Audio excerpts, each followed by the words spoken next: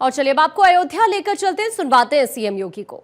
करते थे जब कभी एकांत में बैठी राम जन्मभूमि आंदोलन के अलावा किसी एक मुद्दे पर चर्चा होती थी तो फिर वे बोलते थे कि नहीं, हमें ये भी काम करना है, ये कार्यक्रम इस रूप में होगा। अलग अलग लोगों को अलग अलग जगह गढ़ने, उनको रखने, उनको नेतृत्व देने, इन सभी कार्यक्रमों के साथ वे जुड़ करके उस अभियान को आगे बढ़ाते थे। और दूरदर्शिता तो वह, जब सारे लोग बोलते थे, विरोधी लोग पूछते थे क्या अयोध्या में राम मंदिर बन पाएगा, पूरे दृढ़ता के साथ सरदेव अशोक जी कहते थे हाँ अवश्य बनेगा, अवश्य बनेगा। और जब दूर दूर तक कहीं कोई पता नहीं था तब उन्होंने राम मंदिर के लिए पत्थर तराशने का ऑर्डर भी दे दिया था। यह है दूरदर्शिता।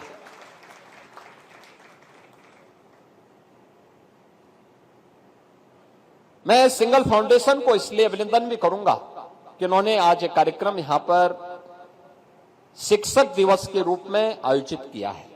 शिक्षक दिवस भी पूरे भारत को जोड़ता है और भारत के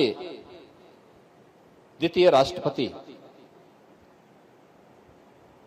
सर्वपल्ली डॉक्टर राधाकृष्णन एक लंबे समय तक काशी हिंदू विश्वविद्यालय के कुलपति के रूप में अपनी सेवाएं दी।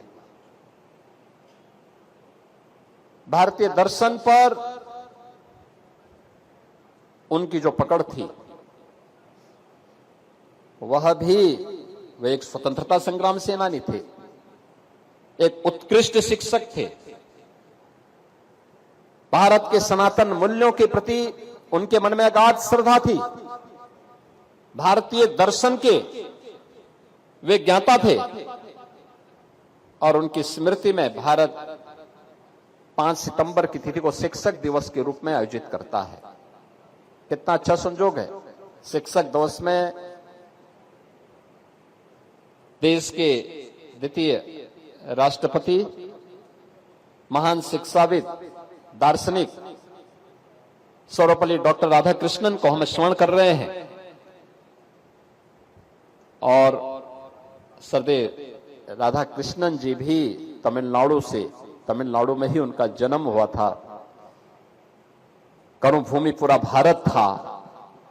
देश की स्वाधीनता के लिए भी उन्होंने बढ़ चढ़ करके भाग लिया था। और आज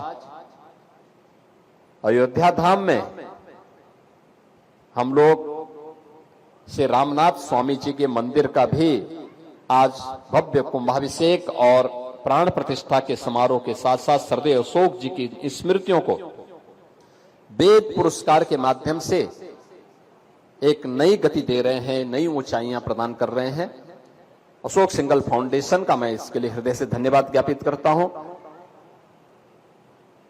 जिन संस्थाओं को, जिन शिक्षकों को और जिन छात्रों को, जिन विद्यार्थियों को, वेद पाठी विद्यार्थियों को यह सम्मान प्राप्त हुआ है,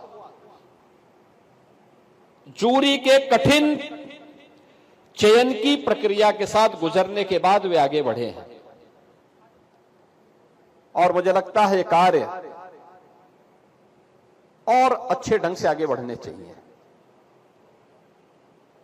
हम लोग इस बात को पूरी दृढ़ता के साथ कह सकते हैं कि दुनिया आज भारत की तरफ आशा भरी निगाहों से देख रही है।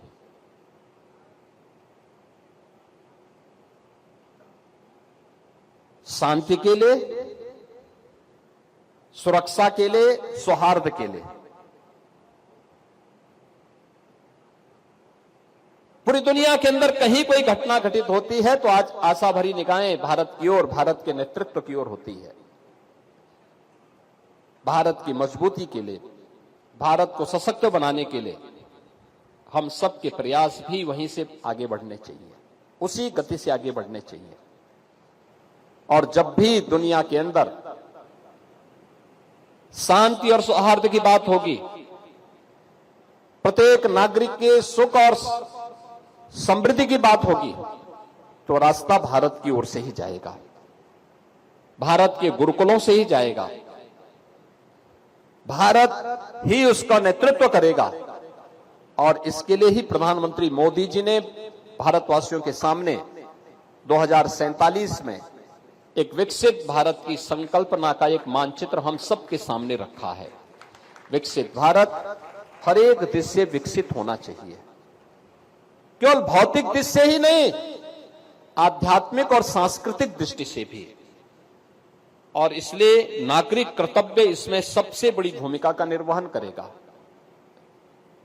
अयोध्या में श्री राम जन्मभूमि पर प्रभु रामलला का विराजमान होना गुलामी के अंशों को सर्वथा समाप्त करने के अभियान को एक नई गति दे चुका